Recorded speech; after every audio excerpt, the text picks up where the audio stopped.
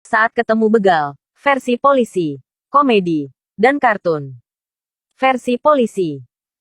Tips bagi masyarakat yang ketemu begal di jalan seperti kronologi tadi, agar mereka tidak membunuhnya itu bagaimana? Agar mereka tidak jadi korban. Karena di negara kita melakukan perbuatan main hakim sendiri kan dilarang. Karena itu juga melakukan suatu tindak pidana. Jadi harus lari lah gitu, tinggalkan motor. Jadi paling tidak kalau keluar malam jangan sendirian, ya berteman. Ya, apabila mau menuju jalan-jalan yang tahu jalan-jalan itu sepi, ya paling tidak berteman. Ya, jangan sendiri dan jangan membawa barang-barang yang berharga. Dan jangan sampai membunuh begal gitu. Ya dalam arti itu membunuh di negara kita kan dilarang, siapapun itu, karena dilindungi oleh hukum. Ya, siapapun walaupun dia sebagai pelaku. Dan begal jangan membunuh korban gitu. Nah, kalau itu beda, itu kan pelaku kejahatan. Dan nanti ini tetap kita akan dalami, ya, pasal 48 dan pasal 49 tadi. Versi komedi. Persoalan apa, Pak? Begal di Konoha. Tersangka adalah korban dan korban adalah tersangka. Intinya begini, pesan untuk para begal, bisa nggak saat menyerang korban gunakan konsep seperti di sinetron. Jadi saat ketemu korban, tanya dulu pilih harta atau nyawa. Jadi si korban bisa milih. Kalau ngelawan, terus begalnya meninggal, nanti bisa jadi tersangka. Motor nggak hilang, malah masa depan yang hilang. Dalam kejadian ini, yang salah adalah kata-kata motivasi. Karena dalam kata-kata motivasi menyatakan, setiap ketemu masalah, jangan lari, harus dihadapi. Makanya si korban saat ketemu masalah berupa begal, dia nggak lari, tapi malah dihadapi. Bukannya kita bantuin, malah nambahin susah. Versi kartun. Jadi masyarakat bingung, saya pun bingung gitu Pak. Katakanlah saya ini dibegal. Ini kan para manusia biadab, beban masyarakat, sampah masyarakat ini tuh lagi nyoba ngerampas harta saya gitu Pak. Dengan segala cara, termasuk meninggoin saya gitu.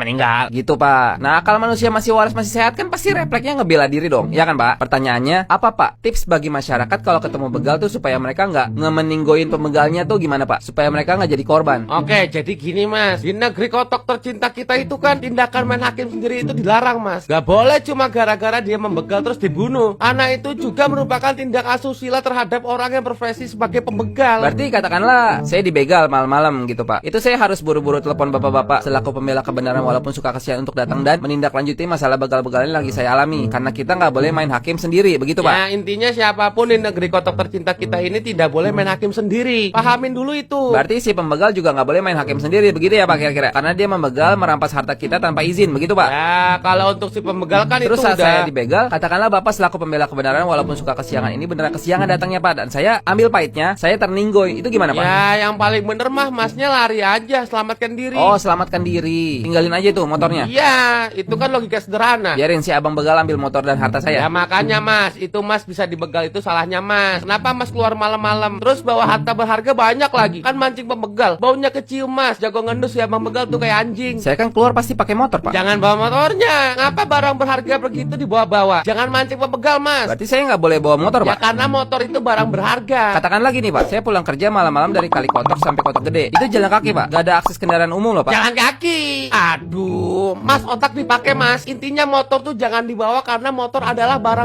Berharga. Sip.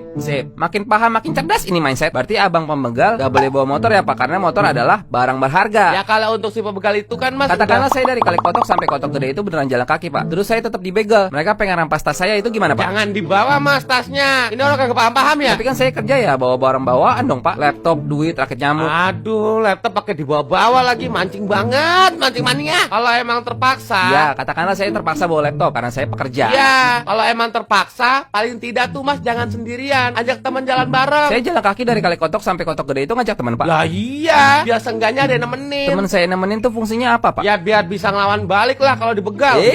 Salah ngomongnya. Kan main hakim sendiri nggak boleh. Oh iya. iya, aduh, sorry. Maksudnya kalau ada teman kan yang begal juga jadi mikir aja, Mas. Begal nggak ya? Begal nggak ya?